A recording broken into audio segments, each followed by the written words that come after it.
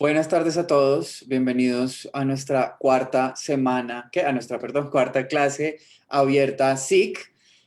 Hoy tenemos al Centro de Estudios en Periodismo CEPER. Los dejo con nuestra representante del Comité SIC del CEPER, Sandra Sánchez. Sandra, bienvenida. Muchas gracias, Alejandro, y muchísimas gracias a las personas que en este momento están conectadas aquí con nosotros del Centro de Estudios en Periodismo en la Facultad de Artes y Humanidades de la Universidad de los Andes. Para nosotros es un placer y un gusto poder compartir los logros del Centro de Estudios en Periodismo, CEPER, con las personas que están aquí. Y pues, por supuesto, los protagonistas son en pantalla, ¿no? Son colegas míos. Y pasaré entonces a presentarlos porque siendo los protagonistas, pues ellos son los que tienen que brillar. Yo solamente estoy aquí para propiciar esa iluminación. Entonces, bien, voy a arrancar por la chica, la voy a privilegiar. Natalia Arenas es politóloga de la Universidad de los Andes, donde también terminó una maestría en periodismo. Es editora general de la revista 070 desde 2018.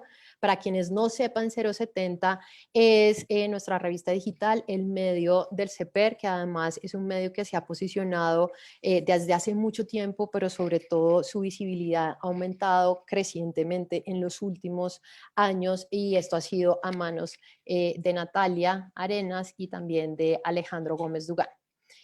Natalia cubre feminicidios y movilización social prioritariamente. Trabajó en La Silla Vacía, donde coordinó el proyecto Crimen y Castigo, en el que investigó la violencia homicida en la localidad de Suba, en Bogotá, durante un año. En 2016 viajó a Cali para crear La Silla Pacífico, de la que fue editora hasta 2018. En 2019 hizo parte de la beca Cosecha Roja para editores en Argentina. Es profesora de cátedra en el Centro de Estudios en Periodismo de la Universidad de los Andes. También tenemos al profesor Juan Camilo. Al profesor Juan Camilo González, quien es profesor asistente del Centro de Estudios en Periodismo también de la Universidad de los Andes en los programas de narrativas digitales y la maestría en humanidades digitales. Su trabajo abarca la creación de animación experimental, creación e investigación teórica de visualización de datos y narración multimedia. Tiene doctorado en visualización de datos de la Universidad Tecnológica de Nanyang en Singapur, magíster en animación y artes digitales de la Universidad del Sur de California en Estados Unidos, y es artista visual de la Universidad Javeriana de Bogotá. Y por último tenemos a el más viejo de todos, de este combo, de este trío, ¿no? Protagonista de hoy, que es el más senior, que es el profesor Lorenzo Morales, quien es periodista, editor y profesor asociado del CEPER. Fue editor de semana.com y fundador de la revista digital 070. Trabajó como reportero político en el diario La Prensa en Nueva York, y sus crónicas han sido publicadas en medios como Gato Pardo, Arcadia, El Espectador y Semana. Tiene una maestría en periodismo en la Universidad de Columbia y fue becario del Pulitzer Center on Crisis Reporting. Ha ganado 2 veces el Premio Nacional de Periodismo Simón Bolívar. Es politóloga de la Universidad de los Andes y del Instituto de Estudios Políticos de Toulouse, Francia. Los tres se dieron a la tarea de crear un gran proyecto que circuló en 070, y la charla de hoy y el diálogo que van a sostener hoy para todos ustedes es cómo investigar lo que pasa dentro de la cárcel, lecciones de una investigación periodística en un lugar silenciado. ¿Qué pasó en ese momento y qué fue lo que llevó a estos tres colegas a liderar este proyecto y a sacarlo adelante? 24 muertos y más de 80 heridos fue el resultado de un motín en la cárcel La Modelo de Bogotá el pasado 21 de marzo. Los internos pedían mejores condiciones ante el inminente brote de COVID-19 en el penal. Un equipo de 070 reconstruyó las 7 horas de angustia que se vivieron y reveló algunos hechos ocultos de este episodio sobre los cuales las autoridades han guardado silencio. En esta charla hablaremos del detrás de cámaras, de esa investigación y la producción de este reportaje. Muchísimas gracias a los tres, Natalia, Juan Camilo y Lorenzo, y no siendo más, doy paso a su diálogo. Muchas gracias de nuevo a los asistentes. Vale, muchas gracias Sandra y buenas tardes a todos y a todas las que se conectan a este espacio. Mi nombre es Lorenzo Morales y trabajé con un equipo de colegas que ya Sandra también los presentó, y lo que vamos a contarles hoy es esencialmente cómo se hizo un proyecto de esa naturaleza. Voy a pedirle de pronto a alguno de mis colegas que en el chat comparta para toda la audiencia el enlace, de manera que mientras voy introduciendo y contándoles algunas cosas, quizás muchos de ustedes puedan pasearse por ese proyecto multimedia, por esa investigación periodística. Pues básicamente lo que hoy entre los tres vamos a contarles es algo que casi nunca se ve, o de lo que casi nunca se habla cuando se publica una historia en un medio, y es todo lo que hay detrás, todo el sudor y las lágrimas para poder publicar y entregarle a la audiencia algún trabajo. Entonces, antes de eso, me gustaría, vamos a empezar con unas diapositivas básicamente que nos van a guiar. Por eso me mandaste fue el link a la tabla y no a las diapositivas. Ah, Si me la mandas ahí rápido, sí, o Natalia, tú creo que lo tienes ahí. Espérate. ¿lo compartes? Ok. Bueno, Ya entonces lo que les queremos contar, esta fue una investigación que surgió de manera relativamente espontánea, como pasan muchas cosas en periodismo que uno no puede prever, pero esencialmente, como ustedes recordarán, en marzo de este año, a medida que crecía, digamos, la incertidumbre por la expansión y la llegada primero... El trumpismo antes de que fuera trumpismo. La llegada y la expansión de la pandemia a Colombia, hubo algunas, digamos, manifestaciones de incertidumbre y temor al respecto, muchas de ellas en ese mes de marzo en algunas cárceles de Colombia. Y particularmente el 21 de marzo hubo un estallido, digamos, de malestar, de inconformidad y de reclamo en varias cárceles de Colombia, reclamando esencialmente mejores condiciones para enfrentar la pandemia, y en parte porque ya venían padeciendo una situación un poco difícil, porque se habían, digamos, negado el ingreso y las visitas semanales a la cárcel, justamente tratando de anticipar, de prever, digamos, la entrada del virus, etc. Y pues el 21 de marzo, entre las muchas cárceles donde hubo como intentos o conatos de motín, en la cárcel La Modelo en Bogotá ocurrió, pero de una manera, digamos, desproporcionada frente al resto de cárceles del país. Como les contaba Sandra, los presos se amotinaron, hubo incendios, salieron de sus celdas, salieron de sus patios, y hubo una reacción inicialmente del IMPEC, que es la guardia que se encarga de cuidar los penales, y luego con el apoyo del ejército y la policía, una reacción adicional para contener el motín, que terminó con 24 internos muertos y 11 guardias heridos. Era una situación imposible de prever. Simplemente creo que poco a poco algunos reporteros empezamos a ver en las redes sociales que circulaban videos de esa situación, y muy rápidamente nos dimos cuenta pues que había algo que contar, y sobre todo un material que recolectar, porque tenía algún, digamos, interés noticioso. Lo interesante de estos proyectos un poco en caliente y con un equipo, digamos, armado en un instante de emergencia, es que uno inicialmente no sabe ni siquiera muy bien qué es lo que está haciendo, pero tiene la intuición de que hay una información y un material en redes sociales circulando que quizás vale la pena recolectar. Entonces, inicialmente básicamente lo que hicimos fue recoger mucho de este material.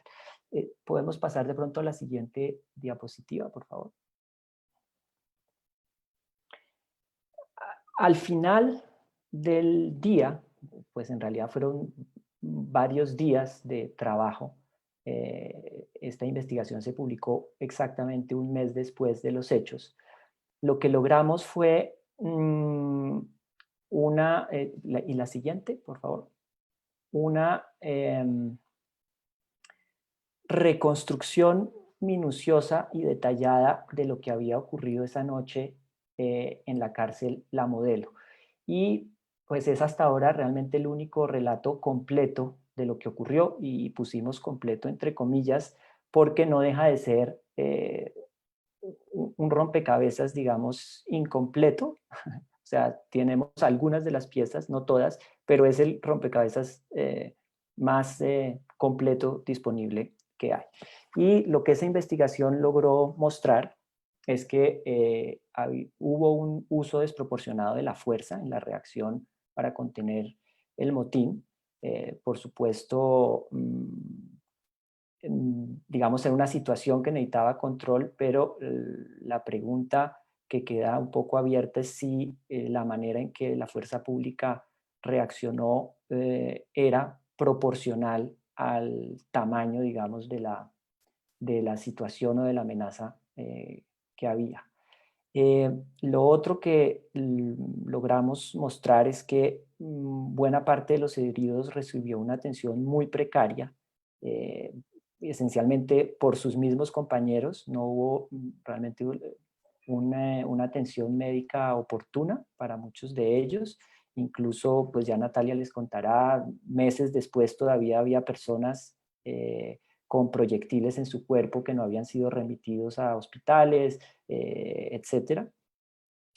Y otra cosa también muy importante, creo, de esta reconstrucción es que encontramos evidencia de que ciertas escenas donde habían quedado personas muertas habían sido alteradas, de manera que cualquier esfuerzo por esclarecer lo que había ocurrido pues ya estaba contaminado y iba a ser mucho más difícil.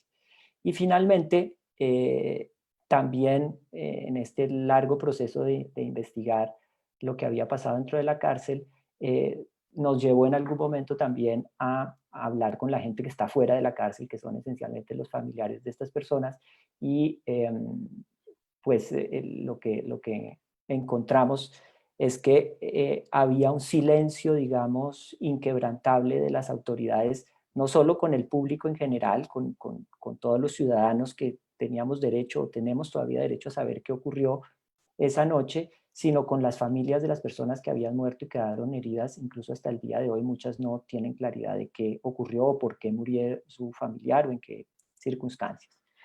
Esos fueron los hallazgos. Entonces, solo para darles como una perspectiva de lo que fue este trabajo.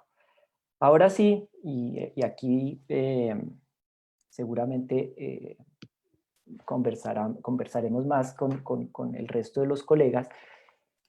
La pregunta que queremos responder a ustedes es cómo se hace un trabajo así, cómo cuenta uno lo que pasa dentro de una cárcel, que es un sitio que por definición pues está cerrado, incomunicado, un sitio donde la información por supuesto no circula, pero finalmente lo que logramos fue eso, contar lo que había pasado dentro de una cárcel.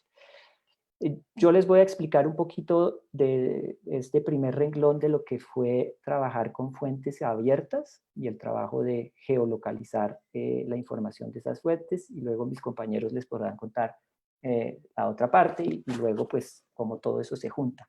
Como les decía al principio, una buena parte de lo que se supo que había sucedido en la cárcel circuló por redes sociales. El gobierno desde el principio guardó un silencio que hasta hoy no ha roto.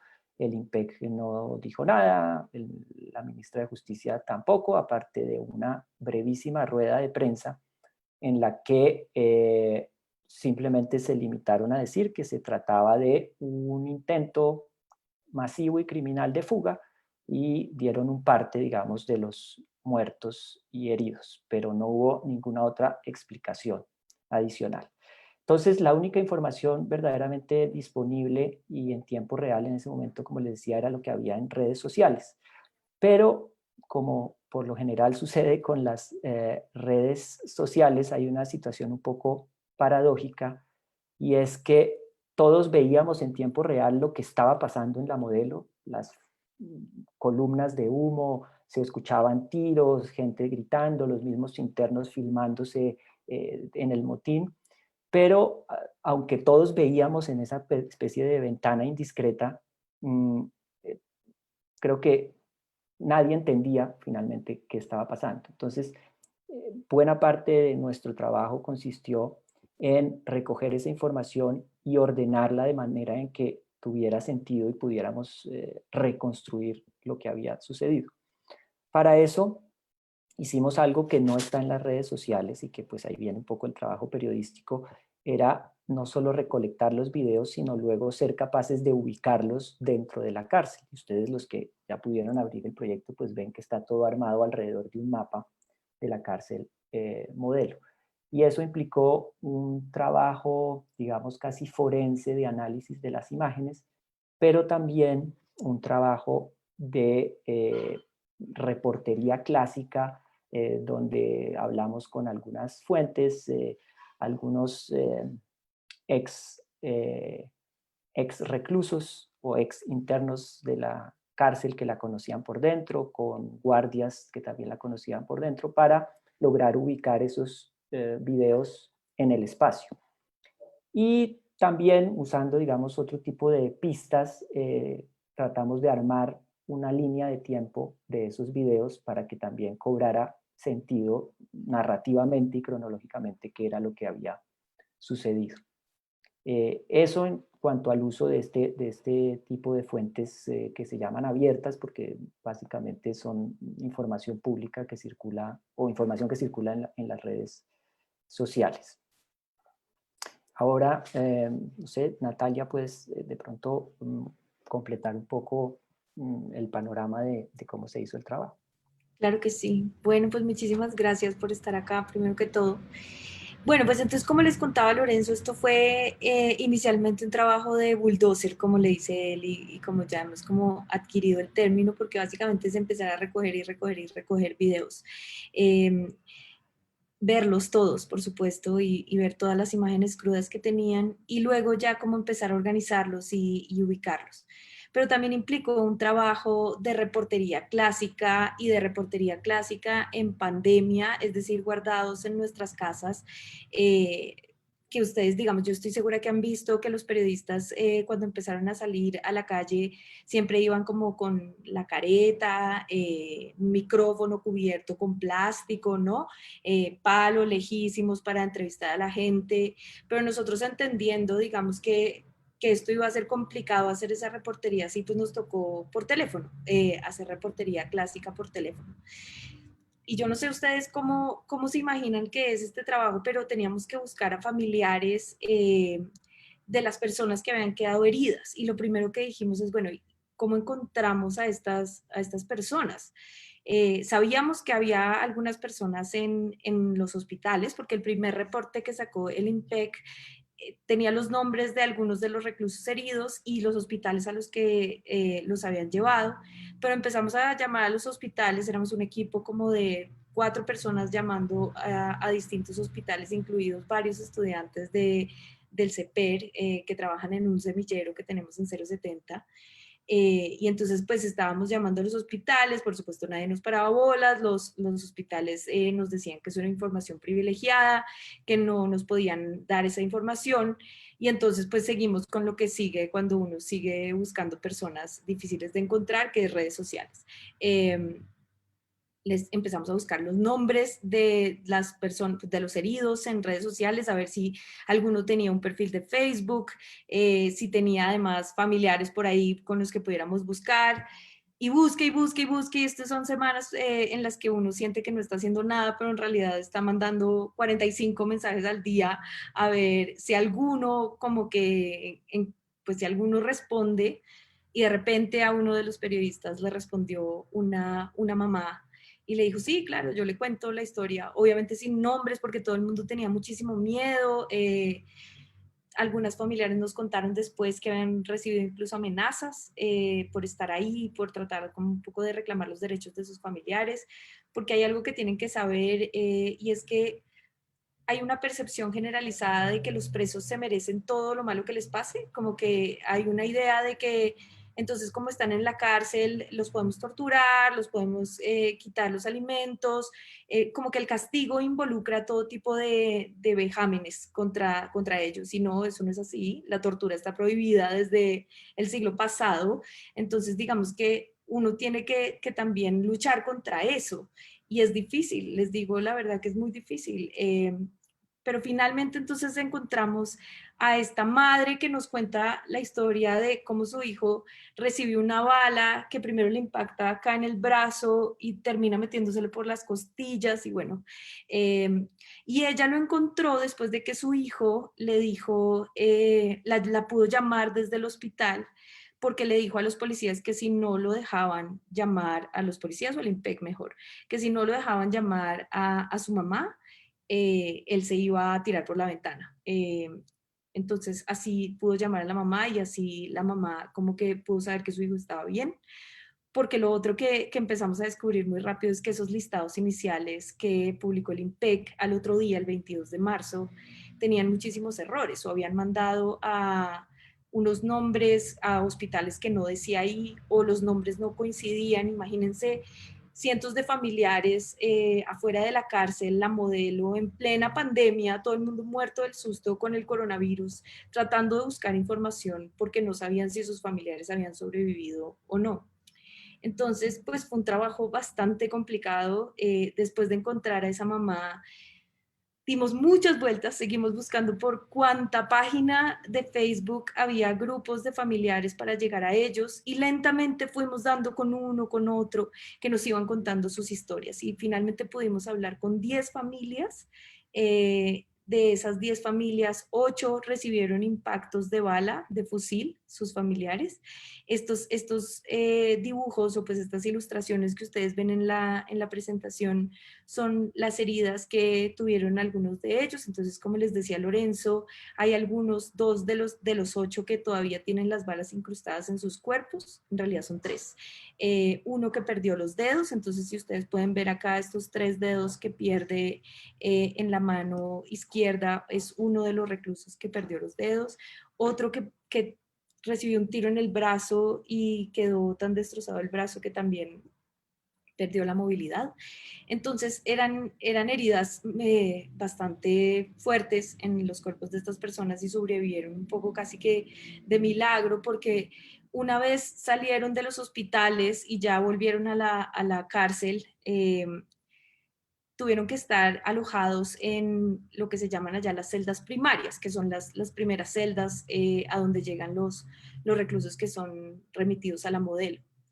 Y ahí ya solo venían con la bata con la que habían salido del hospital, no tenían ropa porque la ropa estaba en sus celdas y después del motín a muchos como que lo robaron dentro de la cárcel, entonces no tenían nada. Entonces eran los familiares tratando de meterles alguna prenda de vestir lo más rápido posible, sábanas y también productos de aseo, porque en ese momento todavía había como mucha escasez no sé, de lo que ahora todo el tiempo nos tenemos que echar, que es este desinfectante de las manos y todo esto, porque parte del hacinamiento pasa por eso.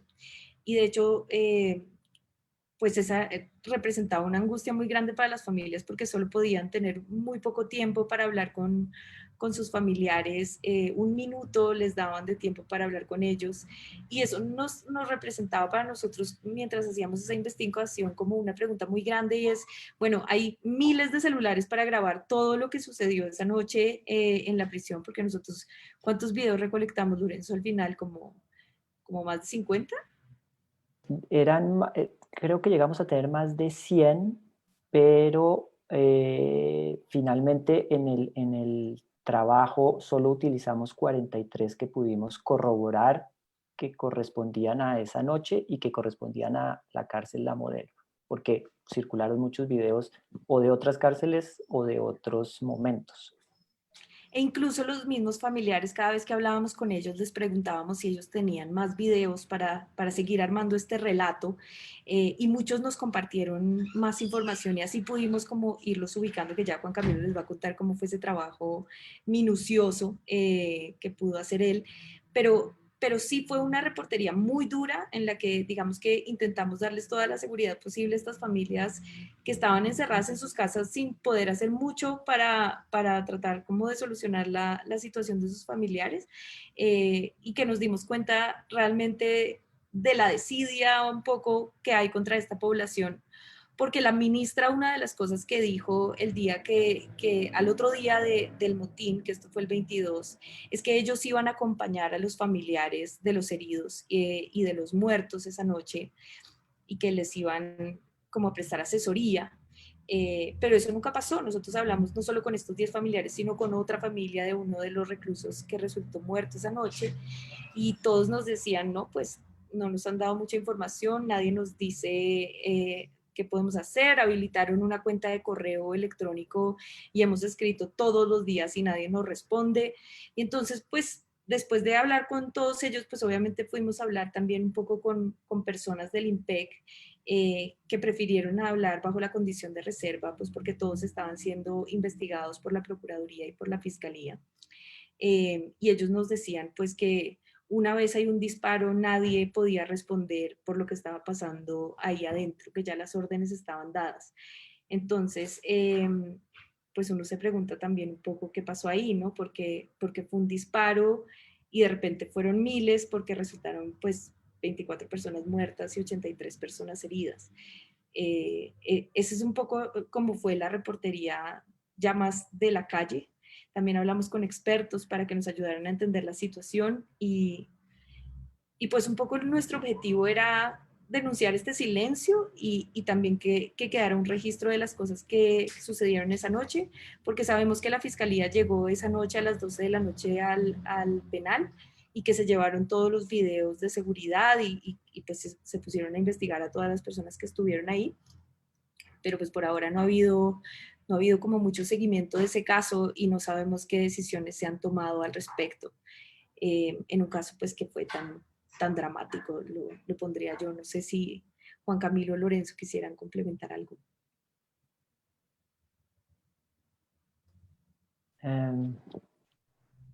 No, digamos que creo que se va armando el rompecabezas de esta presentación. Por un lado, el uso de estas herramientas en redes sociales o de esta información, por otro lado, la reportería en calle, y finalmente viene este tercer elemento clave, que era darle una forma narrativa a todo ese material, que es por supuesto donde Juan Camilo entró a jugar un papel clave. Sí, bueno, hola a todos los que están por ahí escuchándonos, gracias por venir. Y de lo que yo les voy a hablar un poco es de ese proceso donde se va produciendo ese material de manera desenfrenada. Tiene un sentido internamente porque todo está sucediendo en este lugar, pero en la manera en como nosotros lo vamos recibiendo, pues llega con es muy volátil, es muy caótico entender lo que estaba sucediendo allí, como explicaba Lorenzo al principio. Entonces yo creo que el proceso de darle un sentido o una intención narrativa, por llamarlo de alguna forma, a eso que nos encontramos, estaba en la manera en que interrogábamos nosotros esas imágenes y el material que íbamos encontrando en redes sociales. Son como unos impulsos que salen de las redes y nosotros vamos recibiendo y tratando de darles un orden poco a poco. Tal vez una de las primeras sorpresas o cosas que a mí me dejaban bastante pues conmovido y conmocionado y como interesado era la posibilidad de que este material saliera de la cárcel inicialmente, porque habían tantos celulares, como decía Natalia, y celulares con cámara, celulares con internet, que publicaban en Twitter principalmente o en otras redes estos videos. Había allí ya algo muy inquietante de el uso de la tecnología que nosotros le damos al celular y en un momento como estos tan dramático, como se convierte en la única herramienta de lanzar un llamado de alerta de lo que estaba pasando allí, porque mientras uno se está defendiendo y tratando de cuidarse y están disparando y está pasando todo eso, el impulso es a grabar eso que está sucediendo allí e inmediatamente subirlo, porque lo que nos encontrábamos era que las fechas y las horas que salían en redes sociales coincidían en gran medida con las horas de los eventos. ¿A quién se le ocurre publicar en Twitter mientras se está escapando de las balas? ¿No es cierto? Entonces, responder a ese gesto que ellos hacen me parecía vital, fundamental. No era suficiente ver ese material en Twitter. Se contaba en parte una historia como esta ventana indiscreta que mencionaba Lorenzo, pero teníamos que hacer algo más con eso porque habían más capas que nos estaban revelando allí. Entonces, lo primero que producimos es una base de datos. Esta no es, ¿cierto? Es otra base de datos. ¿Tú la tienes por ahí, Lorenzo? Sí, Creo que esta es la que estamos haciendo ahorita. sí. Nos Es que ya confundimos y estamos esta... haciendo varias cosas Estamos haciendo parecidas. otro, ya aprendiendo las lecciones de y estas que acabo de salir ahí es mucho más ordenada después de haber aprendido cómo hacerlas. Ya te la mando.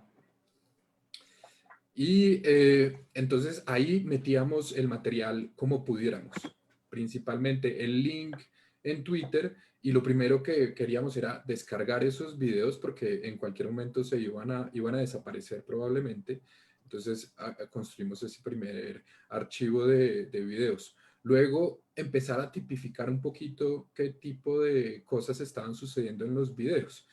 Si eran unos incendios, si habían heridos, si se veía algo de alguien allí agonizando, si se escuchaban disparos, si se veían de dónde salían los disparos, todo ese tipo de cosas, eso empezamos a organizar. Y cuando llegan los expertos a contarnos un poquito sobre dónde podrían estar ubicados estos videos, yo creo que también aparece como las primeras pistas de qué necesidades narrativas hay. Entonces, yo veía en la tabla, por ejemplo, que alguien familiarizado con la cárcel hablaba mucho de las garitas, de las guayanas, y yo le preguntaba a Lorenzo, ¿y esa vaina qué es? O sea, yo no tengo ni idea, y entonces empezaba a volverse importante entender qué era eso espacialmente dentro de la cárcel y qué era lo que había sucedido allí y por qué habían tantos eventos en ese lugar. Se los voy a mostrar acá en el mapa precisamente. Entonces, las Guayanas, para los que son como yo y no conocen esos términos, son estos espacios entre los patios, la estructura y el muro perimetral. Entonces son espacios que por lo general no están abiertos a los prisioneros y cuando ya pasan a este lugar, cuando logran salirse y llegar a las Guayanas, vemos muchos de las estrellas que son los puntos donde están los muertos que pudimos identificar porque pues ahí ya estaban a nada de salirse de la cárcel. El otro punto clave de donde sucedieron cosas fue este espacio, que esto es un rancho de alimentos. Hay un portón aquí y este portón a la calle que ya no es tan seguro como estos del muro perimetral, que es por donde entran los camiones, dejan la comida acá y demás, y cuando logran tumbar este muro e intentar salirse, aquí los estaban esperando y muchos de ellos murieron justo en este lugar.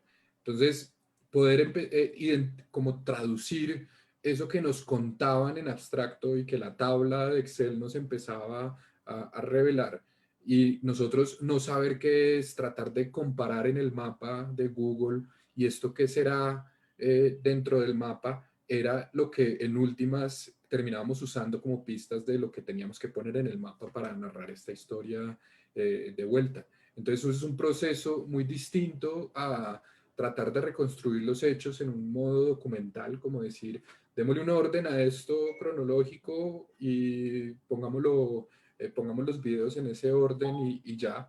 Habían más capas que eran necesarias reconocer y entender que fueron lo que terminamos usando en el mapa. Y luego fue un proceso muy dispendioso de ver video por video y empezar a reconocer patrones de cosas. Entonces, de pronto nos podían decir, eso yo creo que es en el pabellón 2A, y nosotros íbamos y mirábamos el video y ya empezábamos a reconocer muy bien qué tipo de cosas habían frente al pabellón 2A y hacia dónde estaba filmando la persona, y ahí sacábamos un poco ese semicírculo que sale allí mostrando hacia dónde había grabado la persona que... Viendo aquí en la cárcel de la modelo. Voy a quitar el Ya te sonido un momentico. compartí el link a la base de datos por si la quieres mostrar, Juan. Bien, ya la abro entonces.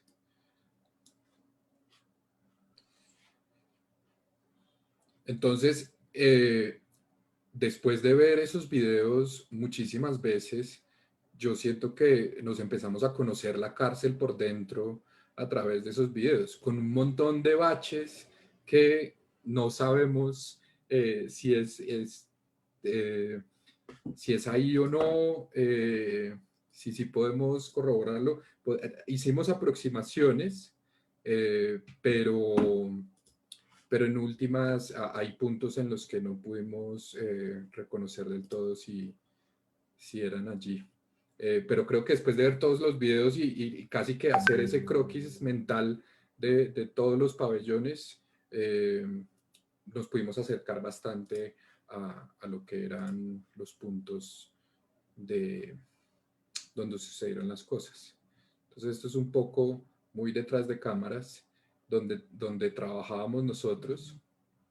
El link, cuando lo teníamos descargado, sale en el Drive o en Twitter. La descripción que íbamos haciendo de lo que estaba sucediendo allí y los textos que íbamos a poner luego en el mapa. Lorenzo hizo un trabajo muy juicioso, pues de pronto contar un poco eso de, en parte, las horas. Aquí había una particularidad y es que ellos fueron subiendo el material mientras iba sucediendo. Entonces hay una primera cronología que surge de los metadatos de las redes sociales, y en otros que sí desaparece porque los mandaban por WhatsApp y pierde esa información o no sabemos, y tocaba ahí ya decir, está sonando el helicóptero, está este incendio allí, ya esto tuvo que haber pasado después de esto porque esto ya lo vimos antes y de esa sí tenemos una hora, y empieza de nuevo como a armarse la cronología, y eso tocó casi que a mano, entrando en los videos y reconociendo patrones y reconstruyendo poco a poco esa historia. Entonces, en últimas, nosotros teníamos esta tabla, que era ahí como se iban encontrando los videos. Luego, dijimos, va a ser importante las horas, entonces decidimos hacer ese esfuerzo de reconocer la cronología de los videos que teníamos, y eso nos da esta línea de tiempo que vemos aquí abajo, que como pueden ver son aproximaciones. Entre las 8 y 9 de la noche, no podemos ser tan precisos del minuto exacto, entre las 9 y las 10, entre las 10 y las 11, que ya es donde hay bastantes eventos, y después de las 11 de la noche, que ya la cosa empieza a bajar un poco y están ya más muertos. Estos colores que vemos acá son esos tipos de situaciones que nos encontramos. Acá, por ejemplo, los azules por lo general tienden a ser como momentos tensos, pero donde no se reconoce nada así grave. Los naranja empezamos a ver ya situaciones un poco más alarmantes, ya sea que están sacando un herido, por ejemplo, en este caso, o algo por el estilo, y los rojos que por sensibilidad yo los dejo que ustedes entren al mapa y los vean, pues son ya más dramáticos, donde se ven personas heridas, hay un material gráfico ahí que ellos mismos, era muy interesante, por ejemplo, escucharlos cuando hay un video, por ejemplo, que alguien dice, no, no grabe, no grabe, no grabe eso, y el que está grabando responde, no, hay que grabar y hay que denunciar y hay que mostrar esto. A mí me parecía que siempre me inquietó mucho esa pulsión de ellos mismos, como esa autonomía de ser dueños de la narración, saber que la narrativa con la que se va a contar esto va a ser otra, la que aparece en medios, y ellos poder ser dueños de cierta versión directa de lo que estaba pasando allí, y el trabajo nuestro era cómo hacerle justicia a ese relato que ellos habían construido. Es muy, muy singular que el material lo produzcan ellos mismos dentro de la cárcel, como les decía, en todas las circunstancias en las que están, con los celulares, además con video, con internet y todo lo que teníamos allí. Entonces era un caso bastante excepcional, eh, con una intuición de ellos de que esto iba a ser distorsionado, y, y lo que nos llega a nosotros son las fichas del rompecabezas en desorden, y es como, bueno, ahora, ¿cómo volvemos a armar ese rompecabezas que ellos lograron construir las piezas de manera desordenada desde adentro, de manera muy agitada? Una situación muy interesante y una forma de contar bastante particular, creo yo, con la que nos enfrentamos, y es dar orden. Y por eso la base de datos, y por eso el uso de la tecnología, en este caso como una página de internet, donde nos pudiéramos permitir ubicar esas fichas, que eran cuáles, dónde sucedieron las cosas. Entonces entrábamos al mapa y buscábamos cada uno de esos puntos. ¿Cuál fue la cronología? Tenemos ese orden cronológico aquí. Y que hay tipos de eventos que marcan puntos en el mapa, y entonces lo podemos navegar precisamente como un mapa. Es en espacial la narrativa, porque sucede acá, pero también es temporal, y también nosotros empezamos o en este caso Lorenzo, y creo que Lorenzo fue el que escribió todos los textos, nos termina de contextualizar eso que encontramos allí. No sé si quieras, alguien, para no Yo ser como agregaría tan una ordenados. cosa, yo agregaría una cosa y es que ese relato desordenado no solamente le llegó así, pues nos llegó así a nosotros y a las personas que estaban viendo a redes, así también se enteraron muchos de los familiares de lo que estaba pasando. Entonces también, pues imagínense cómo es que a uno le empiecen a llegar videos y videos así en desorden, en avalancha, sobre lo que está ocurriendo donde uno tiene un familiar de uno. Entonces también ese ejercicio pues fue interesante poderlo hacer y después como ver el efecto que tuvo y que mucha gente, muchas de esas familias lo vieron. Eso también fue muy interesante, poder ordenar ese caos que recibió todo el mundo. Sí, y nosotros nos demoramos un mes en ordenar un poco una versión, y lo que me pregunto yo es si hay formas de volverlo más ágil, y es un poco el ejercicio en el que entramos ahora nosotros, eh, dentro de 070, y ya entendiendo un poco que hay una forma de contar historias con lo que va sucediendo en redes sociales, y que la tecnología nos permite de alguna manera llegar a contar esas historias desordenadas, poco a poco ir depurando nuestros propios métodos de trabajo, dejar de ser tan artesanales y pasar como a otro punto donde podamos ser más ágiles, porque en últimas creo que sí es un lugar bien importante donde debe operar el periodismo, y de contar unas historias que necesitan ser contadas, y es un ejercicio de orden que se puede hacer, que nosotros lo hicimos de manera artesanal en este primer ejercicio con el que nos enfrentamos, y que creo que hay formas de empezarlo a depurar y agilizar. Que algo es alarmante, es como una cosa, es tan urgente que no nos podemos dar el lujo siempre de demorarnos demasiado en reaccionar. Y eso tiene toda una serie de retos, tanto tecnológicos como de lograr ubicar mentalmente qué es contar una historia con un material de esta naturaleza, qué es ordenar una base de datos para que me permita contar una historia. Y entrar en esa lógica, creo que ha sido chévere la conversación. Yo que vengo de otro lugar, que no soy periodista, sino más bien de las artes y la programación y eso, y conversar con ustedes que son periodistas y empiezo a reconocer esas necesidades y los cruces que empezamos a tener, que hay lógicas que poco a poco podemos ir entendiendo esos dos mundos y lograr contar estas historias de manera eficaz, ágil, tal vez. Y nos preguntan, Elizabeth, ¿qué condiciones necesita un medio para poder hacer este trabajo? En términos de algo que no alcanzo a leer, independencia, perfiles de los profesionales. Recursos, independencia, perfiles de los profesionales. Pues yo creo que lo primero es muchas ganas, porque es un trabajo largo y muy dispendioso. Y también yo creo que, no sé qué más dirías, Lorenzo, porque nosotros no tenemos muchos recursos. No, yo creo que trabajos así solo se pueden hacer pensando en equipo. Realmente es una iniciativa que se sale de las manos de cualquier, digamos, pretensión individual. Y creo que en el proyecto se ven, digamos, los roles y las habilidades de cada uno de los miembros del equipo que supo aportar a esto. Entonces yo creo que se necesita pensar en equipo y sobre todo en equipos interdisciplinarios, como se dice ahora, o transdisciplinarios, ¿no? Esto está hecho entre periodistas, con reporteros, pero también pues Juan Camilo con ese aporte de narrativo de las artes y de también la programación.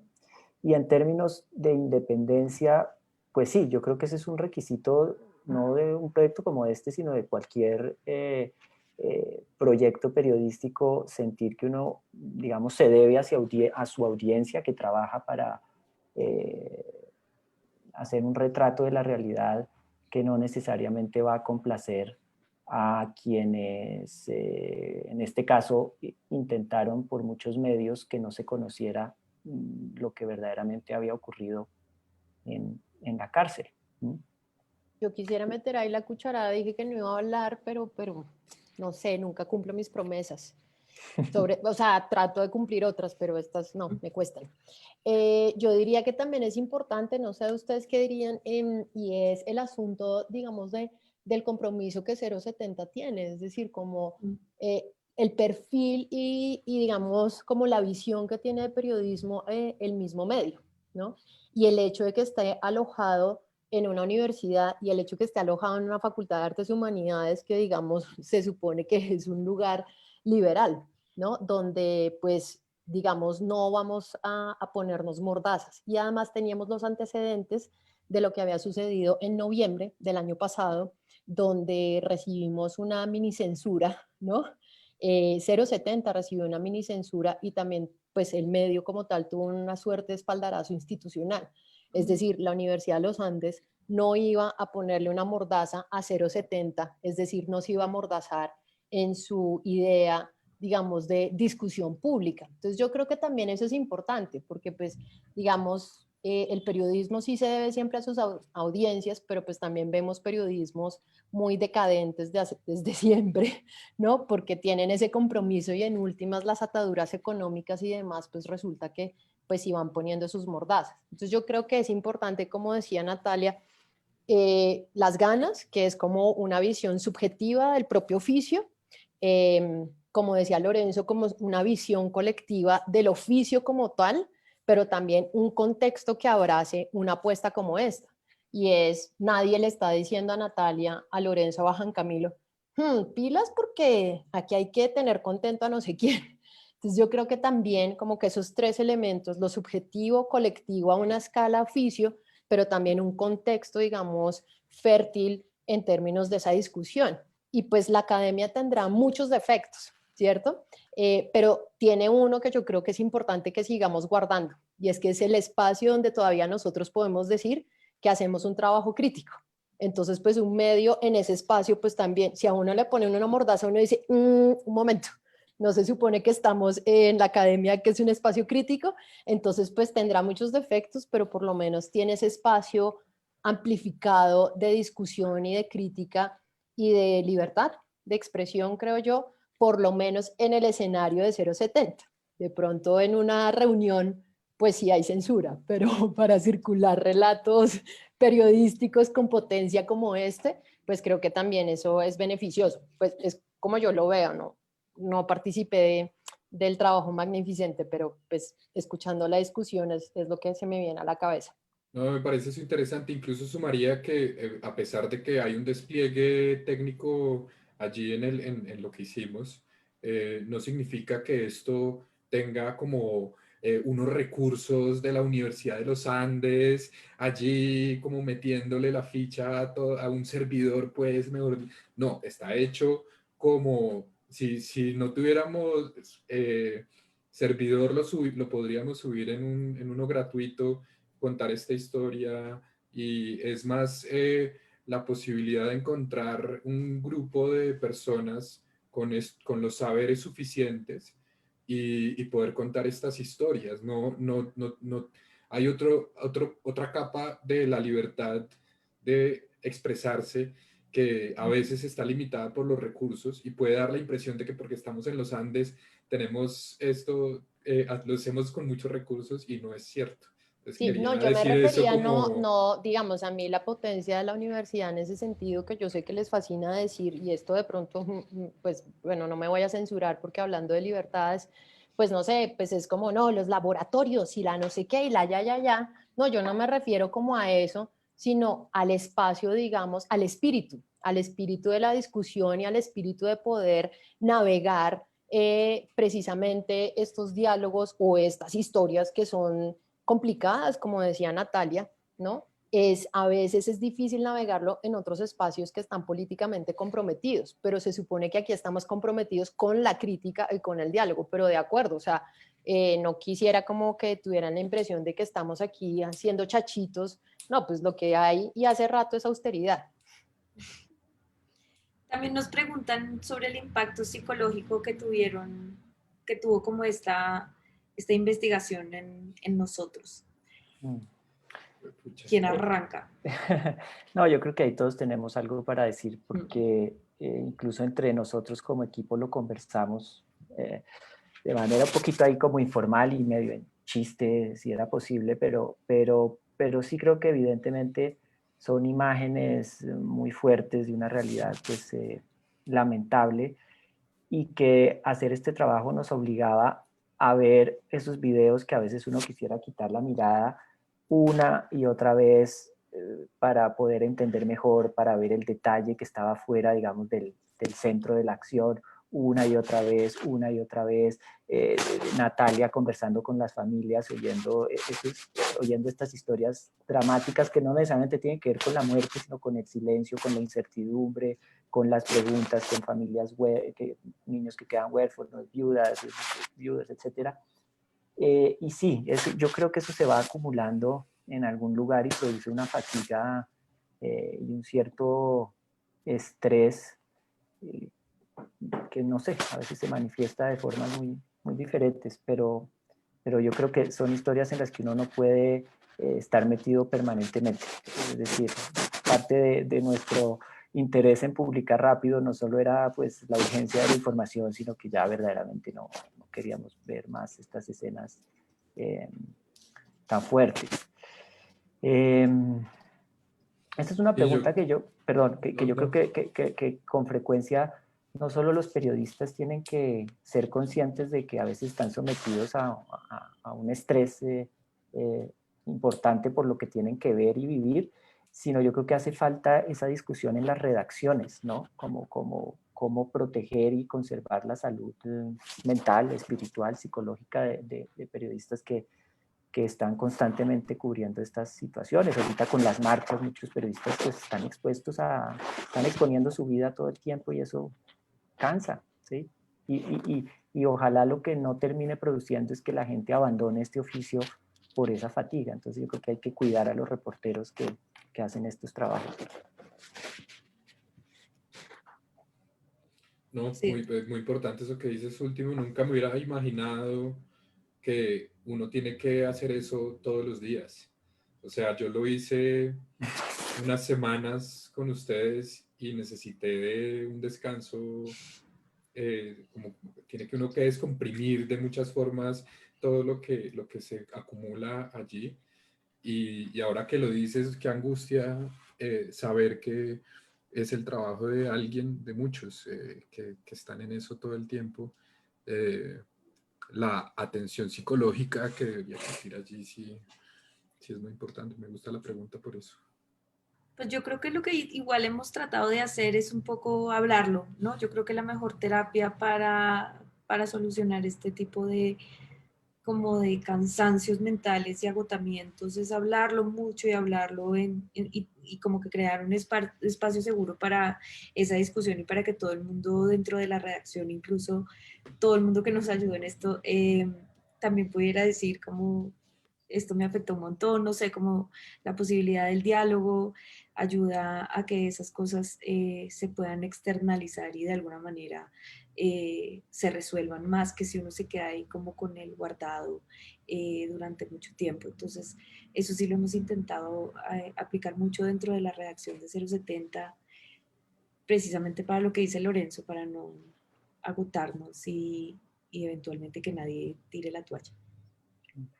Y perdón, me hacen pensar en otra reflexión al respecto y es que y yo creo que afortunadamente ninguno en este equipo y en otros trabajos que hemos hecho también en 070 igualmente duros, creo que afortunadamente nadie ha caído como en el cinismo, ¿no? Que también otra manera de protegerse es ya dejar de ver y entender, o sí, dejar de ver lo que uno está viendo finalmente, ¿no? Como que empieza a ver unos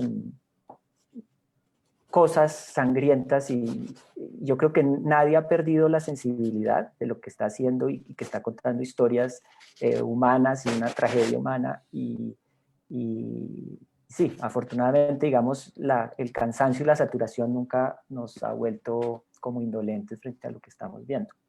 Total, Y yo totalmente. creo que pasaba que cuando las imágenes más fuertes producen, claro, un instinto de salir corriendo, de mirar para otro lado, pero al mismo tiempo de inevitablemente reconocer que esas personas son personas, está uno ahí frente a un cuerpo a pesar de que lo está viendo a través de un video, en una imagen, y es tan abrumador, tan inevitable pensar que esto se necesita hacer entender de esa forma, como decía Natalia ahorita, de porque son presos, entonces creemos que se merecen todos los castigos.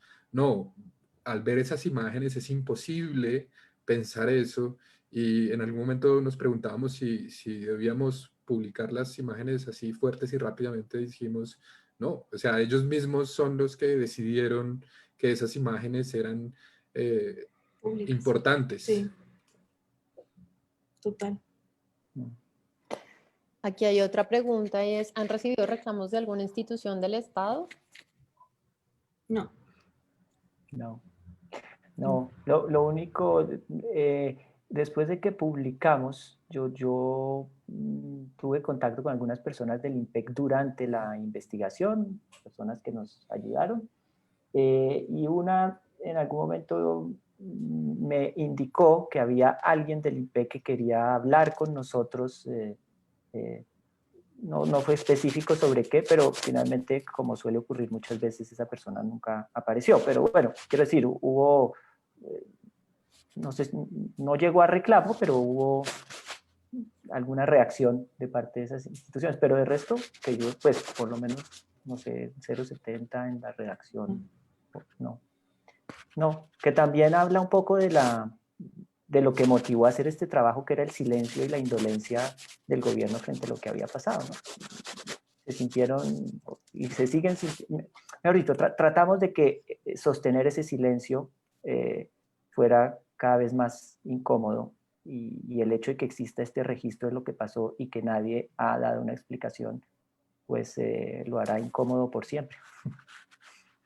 Además, después de hacer esta investigación, pues seguimos en contacto con varias de las fuentes y nos contaron cuando llegó finalmente el coronavirus a esa cárcel, y también documentamos ese hecho porque aunque se demoró, pues fue una de las cárceles que se demoró más, porque en el resto del país, pues como ustedes saben, el COVID arrasó en las cárceles. Entonces, como digamos, hacerle seguimiento a estas historias es también un reto, pero es algo que siempre queremos hacer porque estos temas no pueden seguir silenciados de la agenda y como periodistas pues tenemos un poco un compromiso de estar ahí atentos a lo que suceda, ¿no?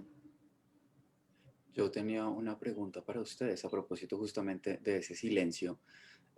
Claro, Lorenzo dice que el silencio se vuelve, pues digamos, a medida que va pasando el tiempo, este silencio y esta falta como de comunicación se vuelve incómoda, pero a mí me parece un poco polémico, perdón, pensé que tenía prendida la cámara, porque justamente un poco pasa en Colombia que entre más dejamos pasar las cosas, a pesar de que son incómodas, si no les hacemos mucho ruido después de mucho tiempo, pues se olvidan. Entonces mi pregunta va un poco dirigida a cómo hacer que esto, que además digamos la pandemia no se ha acabado, cómo hacer que esto no pase desapercibido, cómo mantenerlo, digamos, en la lengua de la gente. Es muy difícil. Es muy difícil por lo que te digo, porque la gente tiene una concepción de los privados de la libertad que es muy cruel. La gente debería poder entender que están privados de la libertad y ese es el único derecho del que están privados, de movilizarse. No están privados de absolutamente ningún otro derecho. Y por lo tanto lo que pasa ahí adentro de las cárceles nos debería importar a todos, pero es muy difícil. Y de hecho cuando Semana sacó esa otra investigación que es hecha a partir de las cámaras de seguridad de la cárcel, también como que pues obviamente Semana tiene mucho más alcance que lo que tiene 070, y ni aún así pasó nada, ¿me entiendes? Como que tampoco generó como una respuesta por parte de las instituciones del Estado, nadie dijo nada y lo sacaron después de nosotros. Y en este momento entonces hay dos investigaciones, una hecha desde los ojos de los privados de la libertad y una hecha desde los ojos de las cámaras de seguridad. Por lo tanto, hay demasiada evidencia de lo que sucedió esa noche y no pasa nada. Entonces, pues es un poco lo que sucede en este país y es que hay un escándalo cada 3 días y los periodistas, en lugar como de sentarnos a investigar el escándalo de ayer para mirarlo con profundidad y entender qué fue lo que pasó, pues nos vamos de una a seguir cubriendo la nueva historia y el nuevo escándalo. Entonces yo creo que es el trabajo de los periodistas independientes como nosotros podernos dar un momento para decir, bueno, no vayamos de una al escándalo de mañana, sino tomémonos el tiempo de investigar con seriedad y con rigor para entender qué fue lo que pasó y que al menos haya como una explicación, porque eso es en últimas lo que debemos estar haciendo los periodistas, creo.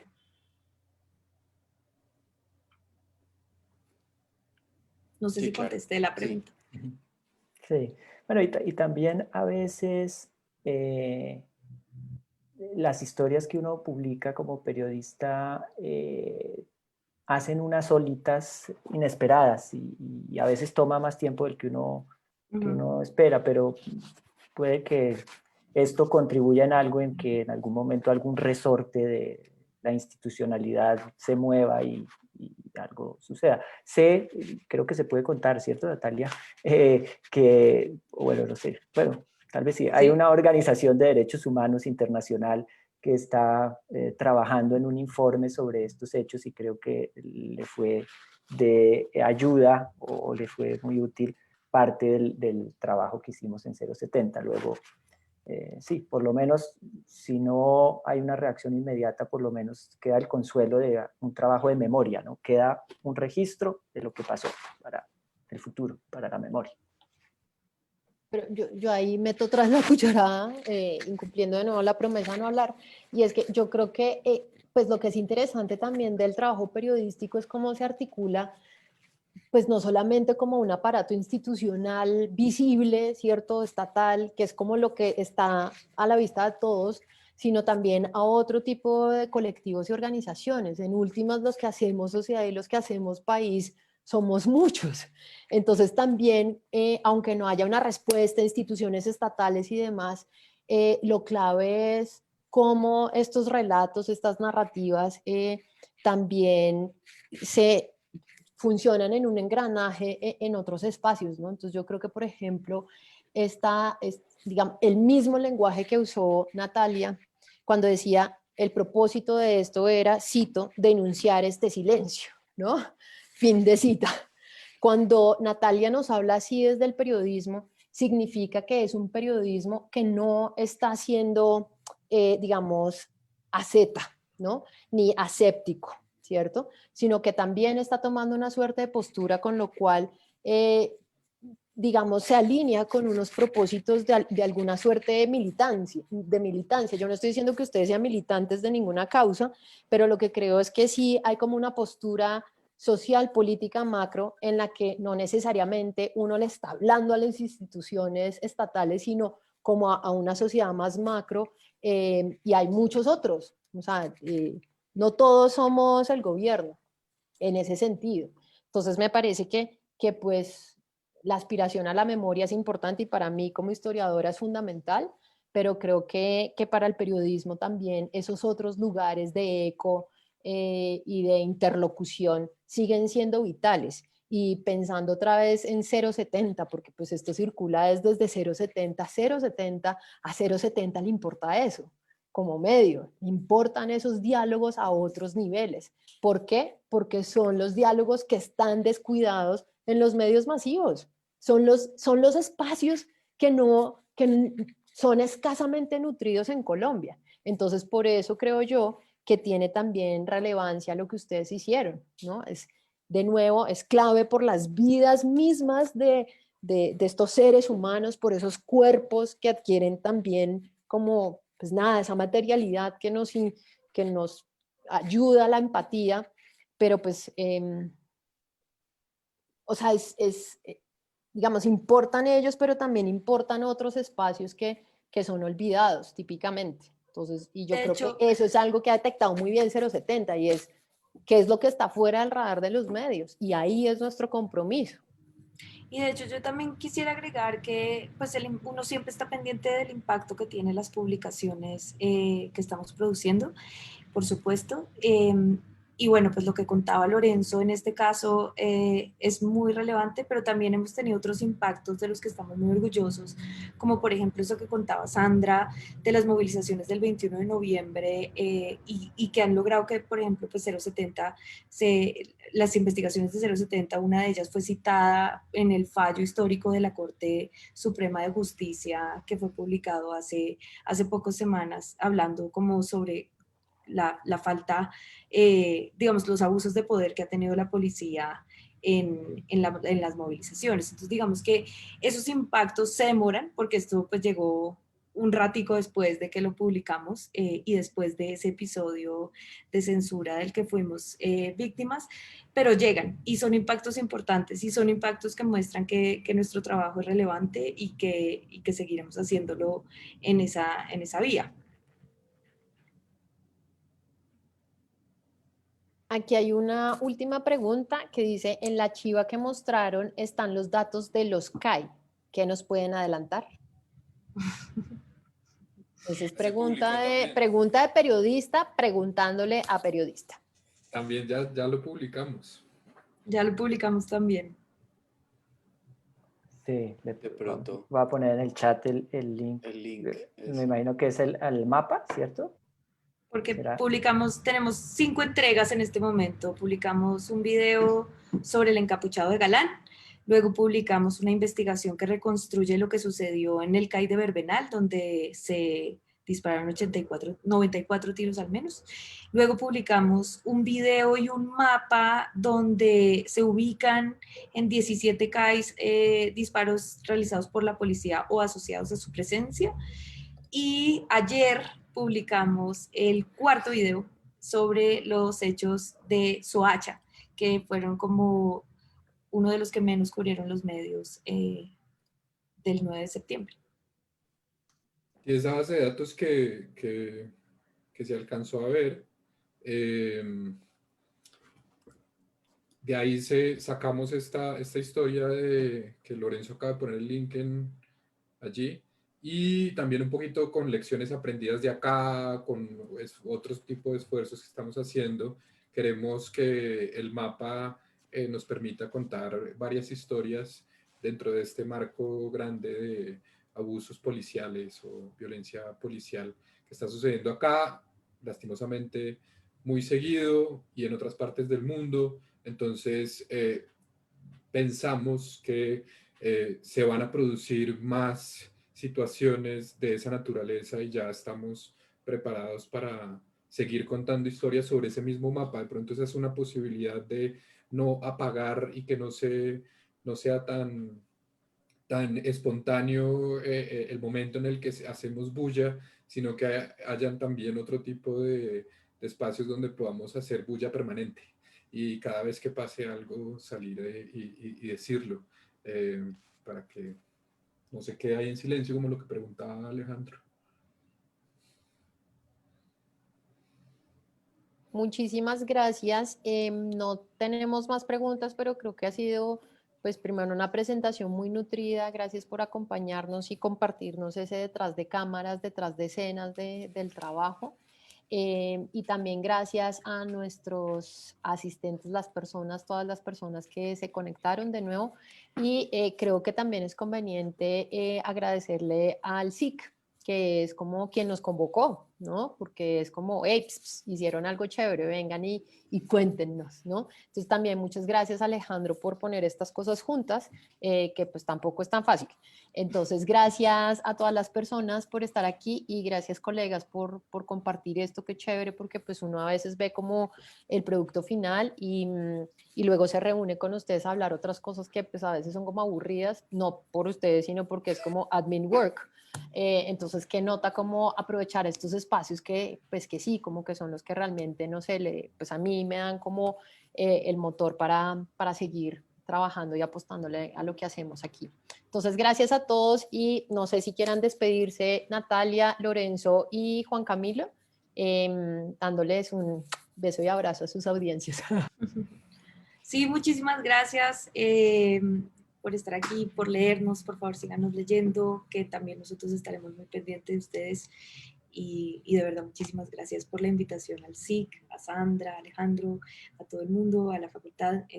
Muchas gracias. Sí, no, lo mismo, me sumo. Muchas Lo gracias mismo, a todos. muchísimas gracias. Y sigan atentos porque vienen más cosas, sí, en 070. Y que se motiven a hacer las propias también. Absolutamente. Antes de irnos, también a nombre del SIC les agradezco a todos, a Juan Camilo, a Lorenzo y a Natalia por el trabajo que nos mostraron hoy, que fue un trabajo súper juicioso, también de esos trabajos que en la facultad nos enorgullecen, no solo institucionalmente, sino en términos más ñoños académicos. Aprovecho, bueno, que Sandra, muchas gracias por fungir como moderadora de hoy. Y aprovecho para hacer la cuña publicitaria de nuestra clase de mañana, que ya es nuestra última clase de esta semana de investigación y creación. Viene la profesora Juanita Solano a hablarnos de su proyecto Ideas para contar otras historias de la fotografía, y va a estar en conversación con el profesor Dario Velandia, representante del Comité de Investigación y Creación de la Facultad por parte del Departamento de Historia del Arte. Me sumo a los agradecimientos de Sandra. Muchas gracias a todos por los que nos han acompañado en esta semana, en Facebook y aquí en Zoom. Y bueno, nada, espero que todos tengan una muy feliz tarde. Muchas gracias por asistir. Gracias, chao. Gracias, chao.